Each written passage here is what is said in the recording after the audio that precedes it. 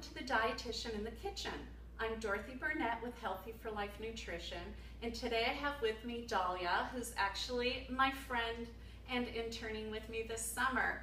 And we're going to make a great meal for you today. You know, in the summer it's so hot, you don't want your kitchen to get real hot, so we are making a no-cook fresh tomato sauce that we're going to put on zucchini noodles. So stick around and watch how we do it. Dahlia is going to be chopping tomatoes. Now you could get, little cherry tomatoes or plum tomatoes and just cut those in half, get red and yellow for variety and color. But I really love the basic plum tomato. I think it's very flavorful and just really tastes like a true tomato to me. So we're cutting up about 2 pounds worth and just a simple chop, doesn't have to be perfect. And I'm cutting up some fresh herbs. I've got fresh oregano right here, which I'm just going to give a little chop to and set aside. Smells good. Smells good already, right? It's so simple, and you can get the herbs straight from your garden, and hopefully you're growing tomatoes. Now what I'm going to do with the basil, you see I have a little basil plant right here. I am just going to stack the leaves on top of each other and roll them up nice and tight, and I'm going to julienne them. And hopefully you can see this, but it just makes little strips. Oh, and the fragrance is just coming through. It smells really, really wonderful. Do you smell that? It smells delicious. So you can see this just takes seconds, and I'm done. Okay, so we're back. We've chopped everything, we've thrown it in the bowl, and the last few things that we're going to do, we're going to add a little salted pepper. You can measure it about ½ teaspoon of each. This is freshly ground pepper. I'm going to give it a little bit more. Yum. And a little bit of sugar, because it actually takes some of the bitterness away if the tomatoes are a little bitter. And I use unbleached dehydrated cane sugar, so I don't like the bleached white sugar. So I sprinkle that in. And finally, we're just going to put a tablespoon of olive oil. And this is a cold pressed olive oil.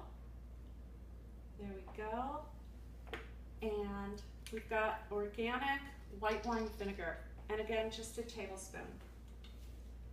So with all of this, we're just going to mix it up and let the flavors sort of marry together.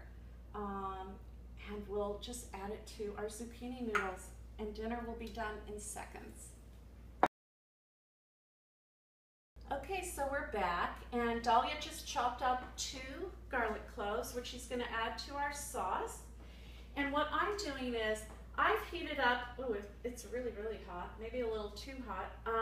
I've heated up a pan to cook my zucchini noodles. You can eat these raw, but I just prefer them sauteed a bit. So as you can see with the spiralizer, they are making spaghetti for us, which is really fun. So I'm going to take it and throw it in our pan, nice and hot. And I just sprayed it really quickly with a little olive oil spray. You really don't even need it, but it just adds a little touch of flavor. Get all my noodles inside, and this again just takes moments. And I think it's great to use one of these because it doesn't heat up your house the way that your stove does. So I'm just going to let these cook down, and you can see how much we used here. We used 2 zucchini, 2 yellow summer squash, and 2 white squash, and spiralized them, and that just took maybe 5 minutes. I'm going to put just a little dash of salt for flavor, and a little pepper, and that's it. This will probably take 3 minutes just to melt down a little bit. If you want to wilt it, kind of the way you wilt spinach and other grains. You don't want it mushy. And this will shrink quite a bit.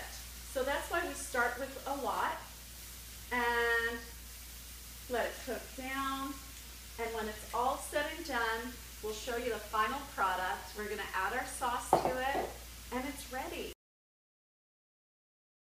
So what we did, when you cook down the zucchini, a lot of the moisture comes out. So we did put it in a colander and drain that. Just like when you do greens, all that water comes out. A lot of vegetables actually are very full of water.